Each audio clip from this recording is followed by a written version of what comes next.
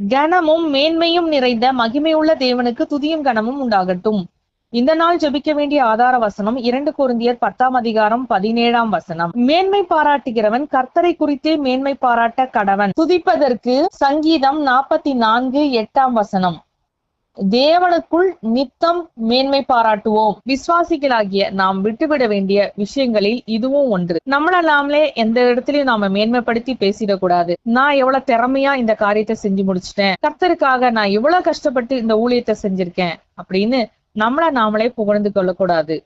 அது மாத்திரமல்ல, கர்த்தரை வைக்கிற இடத்துல எந்த மனுஷனையும் உயர்த்தி மேன்மைப்படுத்தி பேசக்கூடாது. நாம நற்கிரியைகளே செய்திருந்தாலும் கர்த்தர் நமக்கு கிருபையும் ஞானத்தையும் பலனையும் தாளந்துகளையும் தந்ததுனாலதான் அதை செய்து முடிச்சோன்ற நன்றி உணர்வோடு நாம நடந்து கொள்ளணும். அதனால எந்த சூழ்நிலையிலும் கர்த்தரை மேன்மை பாராட்டி உயர்த்தக்கூடிய நல்ல உள்ளத்தை நமக்கு தரணும்னு இந்த நாள்ல ஜெபிக்கலாம். நாம எவ்வளவு உயர்த்தப்பட்டாலும் கர்த்தருக்கு முன்பாக மனத்தாழ்மையாய் நடந்து கொள்ளக்கூடிய தாழ்மையின் இருதயத்தை கர்த்தர் நமக்கு தரணும்னு இந்த நாள்ல ஜெபிக்கலாம்.